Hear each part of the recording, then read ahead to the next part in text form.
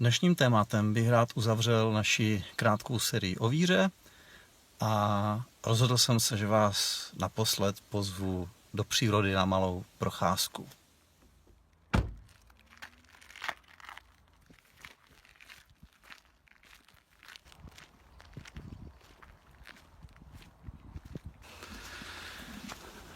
Mnoho lidí si položí otázku, že ty příběhy jsou sice hezké, ale co já s nimi mám společného? Přece nikdo z nás nebude chodit po vodě, nikdo z nás se nebude stěhovat z rodného města do neznáma, aby jenom tak bloudil světem. A nikdo nebude obětovat svého syna, jako Abraham. Takže možná si řeknete, co s tím vším já mám v mém životě společného. Ve skutečnosti všechny ty příběhy v Biblii mají něco společného navzájem a to něco je společné i našim životům. A tím je problém rozhodování.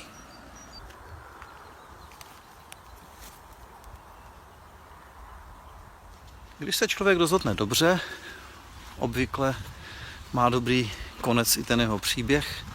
Když se člověk rozhodne špatně, obvykle i ten konec bývá špatný. A kromě příběhů s dobrým a špatným koncem najdeme v Bibli řadu příběhů s otevřeným koncem, anebo s otázkami, na které ani v Bibli nenajdeme odpověď.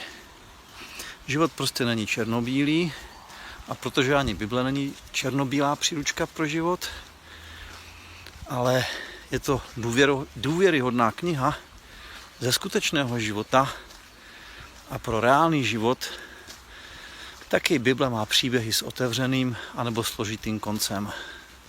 A na rozdíl od jiných knih poskytuje vhled někam vysoko do vesmíru k Bohu, který má zájem o život každého člověka.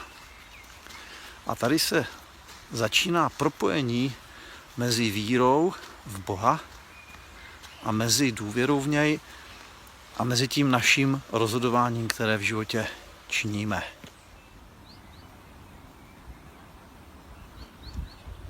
Já jsem se narodil do věřící rodiny a v průběhu života jsem měl různé představy o tom, co znamená věřit. Nejprve jsem si to spojoval s tím, že jsme se doma modlili každé ráno, každý večer a před každým jídlem a taky s tím, že navštěvujeme bohoslužby. Slýchával jsem často různé příběhy z Bible, později jsem si je četl v Bibli i sám a čím jsem byl starší, tak tím víc mě Bible přitahovala. Ale víru v době dětství a mládí jsem chápal o hodně jinak než dnes. Stále větší roli v mém životě hrály zkušenosti s Bohem, když jsem se za některé situace modlil a začal si ověřovat, co znamená, že Bůh vyslýchá modlitby. Ale taky jsem záhy zjistil, co znamená, když Bůh některé modlitby nevyslýchá. A po několika desítkách let je pro mě dnes víra něco dost odlišného, než kdysi v mládí, kdy šlo možná mnohem víc o to, co člověk dělá a co dodržuje.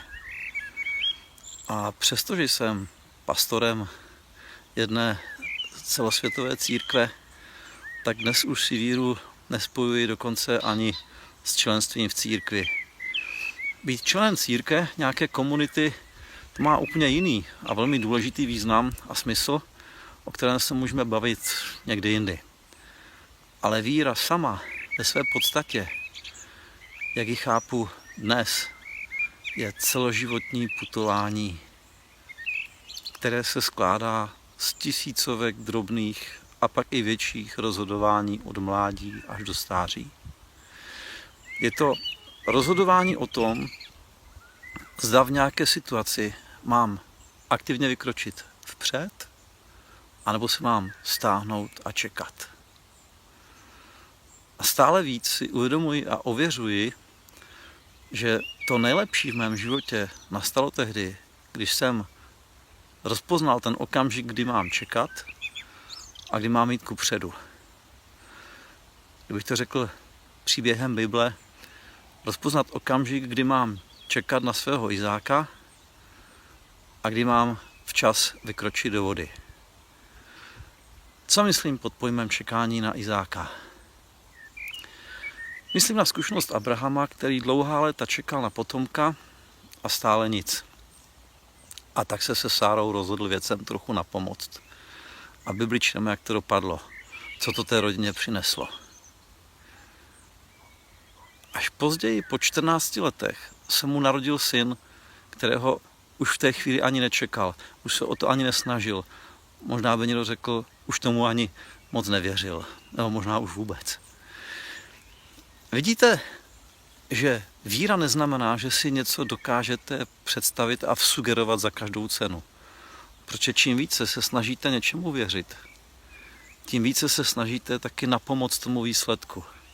A paradoxně, když už něčemu téměř věřit přestanete, tak vás může Pán Bůh něčím překvapit. Víra tedy znamená nechat věci na Bohu, aby je vyřešil ve správném čase. Víra znamená přijmout skutečnost, že Boží čas bývá jiný než ten můj čas. A taky poznání, že ten jeho čas je lepší než ten v té mé původní představě. Takže čekání na Izáka pro mě znamená nechat věci být a čekat, až je vyřeší Bůh. Protože se učím důvěřovat Bohu, důvěřovat jeho času. A co pro mě znamená to vykročení z lodi do vody?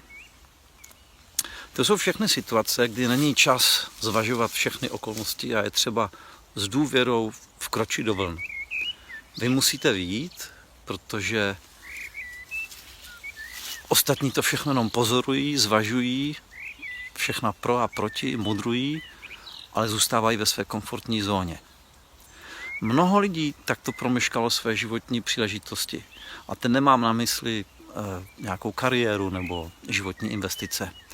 Mám na mysli situaci, kdy Bůh před vámi otevírá nějaké dveře do nové etapy života.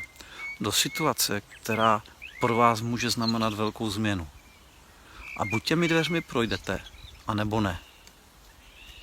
Protože podruhé ty dveře často už nikdy nepotkáte. Na některá rozhodnutí budete mít možná více času. Podobně jako Abraham, když vycházel z Úr a později z Cháranu. Ale na některá rozhodnutí budete mít někdy jen velmi krátký čas. Podobně jako Petr v lodi. Takže máme dvě nejdůležitější rozhodnutí. Buď čekat, anebo vykročit. A víte, co je nejtěžší? Rozpoznat, kdy máte čekat a kdy máte vykročit.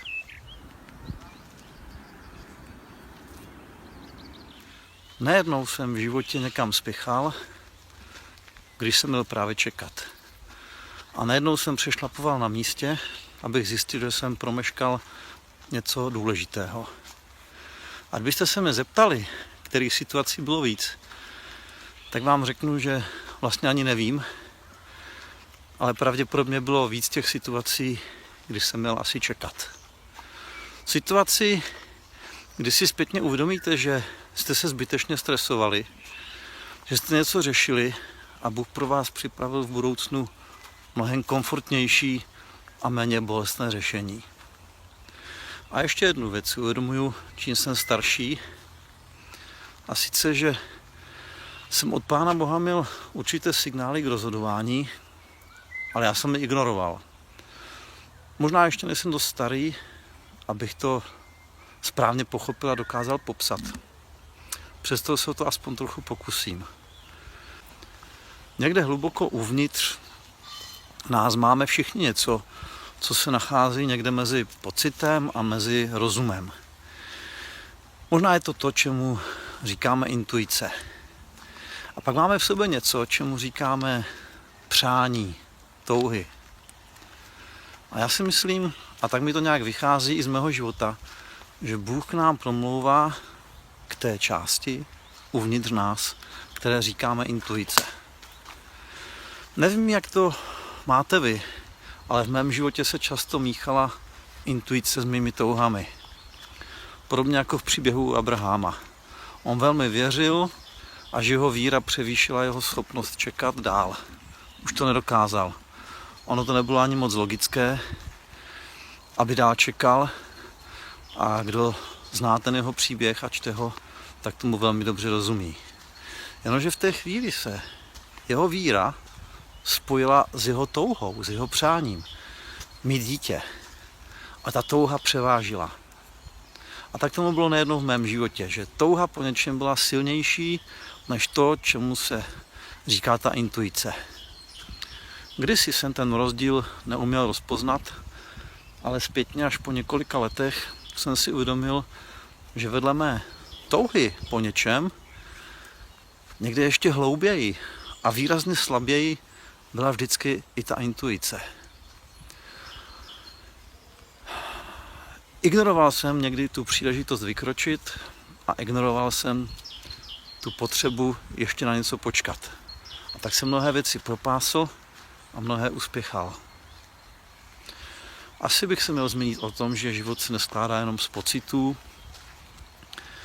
protože pocity i intuice vás mohou často svést na špatnou cestu nebo do slepé uličky. Tím se ale dostáváme k jinému zajímavému tématu, jak poznat Boží vůli. V tom je vynikajícím vodítkem Bible, protože vám ukazuje některé principy a mantinely. Na druhé straně nedává vám odpovědi na všechny otázky. A dále vám mohou někdy pomoct správní lidé ve správný čas. Jenže s rozpoznáním, kteří lidé jsou ti správní a kteří ne, může být také potíž. A člověk se to musí v životě učit rozlišovat. Je to opravdu na samostatné téma, takže to nebudu dnes dál rozvádět. Ale to důležité, co jsem chtěl říct, když člověk připustí, že Bůh existuje a že má pro člověka připraveno mnoho krásných požehnání a darů, je na začátku cesty. Když Bohu otevřete své srdce, časem zjistíte, že vás krok za krokem v životě vede. Není to ze dne na den, a abyste to byli schopni vidět zpětně, budete k tomu potřebovat možná měsíce, možná roky. Čím budete starší, tím zřetelnější to pro vás bude, pokud to s Bohem zkusíte opravdu na 100%. Čím déle budete žít, tím více si budete uvědomovat, že Bůh vám dává signály, abyste poznali, kdy máte čekat a kdy máte vykročit. Víte, co mě osobně vyděsilo v mém životě nejvíc?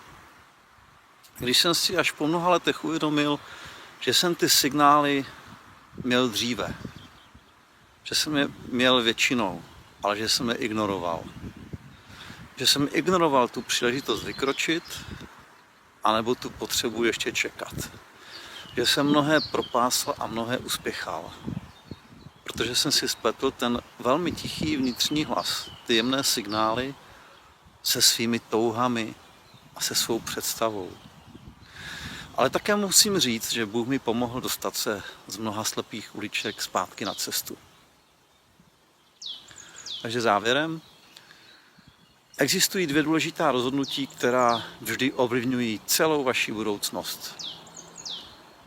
Kdy máte s něčím ještě počkat a kdy do něčeho jít.